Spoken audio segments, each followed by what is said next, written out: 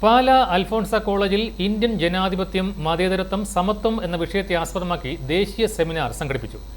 MLA Mani C Kappan seminar ഉദ്ഘാടനം ചെയ്തു.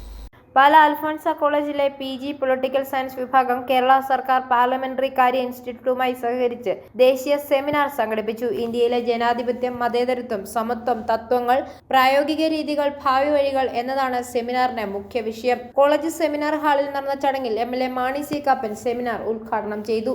India ലോകത്തിലെ ഏറ്റവും വലിയ ഒരു ജനാധിപത്യ രാഷ്ട്രമാണ്.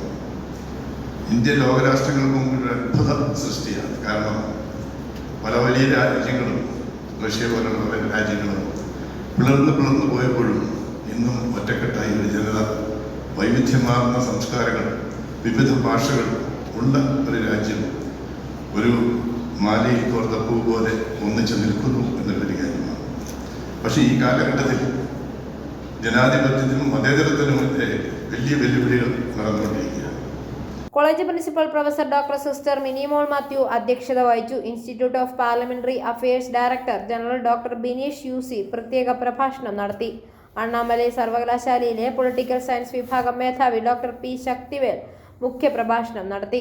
2 ദിവസങ്ങളിലായി നടക്കുന്ന വിവിധ പ്ലീനറി സെക്ഷനുകളിൽ ദേശീയ തലത്തിലുള്ള പ്രമുഖ വിദ്യാഭ്യാസ വിദഗ്ധർ, കേരളത്തിലെ വിവിധ കോളേജുകളിൽ നിന്നുള്ള അധ്യാപകർ, ഗവേഷകർ, വിദ്യാർത്ഥികൾ തുടങ്ങിയവരും പങ്കെടുക്കും.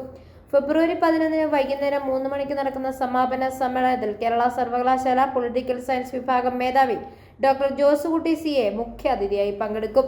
രാജ്യത്തിന്റെ ഭരണഘടനാ മൂല്യങ്ങളെ ശക്തിപ്പെടുത്തുന്നതിനും കാലികമായ കാര്യങ്ങൾ ചർച്ച ചെയ്യുന്നതിനും ഭാവിയിലേക്കുള്ള നിർദ്ദേശങ്ങൾ രൂപീകരിക്കുന്നതിനും ഈ സെമിനാർ ലക്ഷ്യമിടുന്നതായി കോളേജ് അധികൃതർ അറിയിച്ചു. i4A ന്യൂസ്, പാല.